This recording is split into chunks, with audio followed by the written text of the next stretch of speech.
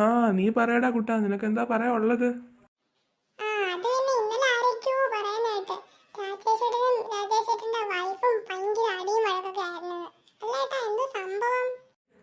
എന്റെ പൊന്നോ, അതൊന്നും പറയല്ലേ എന്റെ പൊന്നു കുട്ടാ. ഓ, അതൊക്കെ പറയണമെങ്കിലേ ഇന്നൊരു ദിവസം ഫുൾ എടുക്കേണ്ടി വരും.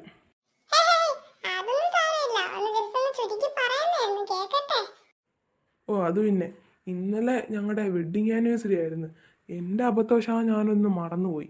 അതിന് അവിടെ എനിക്ക് കിടക്കപ്പുറതി ഇല്ലായിരുന്നു എൻ്റെ പൊന്നു കുട്ടാ.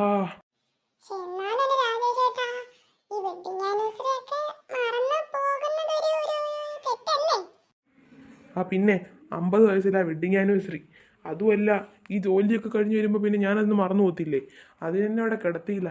അപ്പുറത്തെ സുമലതയുടെ വീട്ടിൽ വെഡ്ഡിങ് ആനിവേഴ്സറിക്ക് ഭയങ്കര ആഘോഷമൊക്കെ ആയിരുന്നു. എൻ്റെ കെട്ടിയവനുണ്ട്, എനിക്കൊന്നും വാങ്ങി തന്നില്ലേ, തലയടിയും കരച്ചിലും ഒക്കെ ആയിരുന്നു എൻ്റെ പൊന്നോ.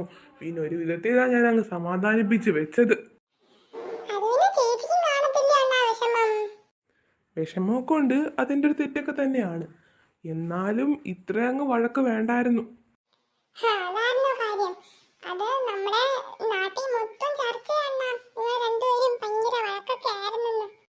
എങ്ങനെ ചർച്ചയാവാതിരിക്കും? അങ്ങനെയല്ലോ അവളുടെ അലറക്കവും തലയടിയും ഒക്കെ.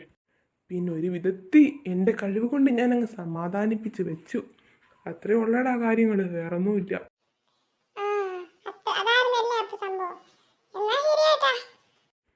എന്നാ ശരിയടാ, എനിക്ക് പണിക്ക് പോവാണ്ട്.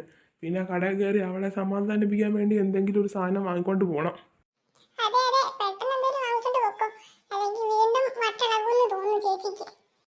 അതെ അതെ, എന്നാലേ ഞാൻ പോട്ടെ കേട്ടോ.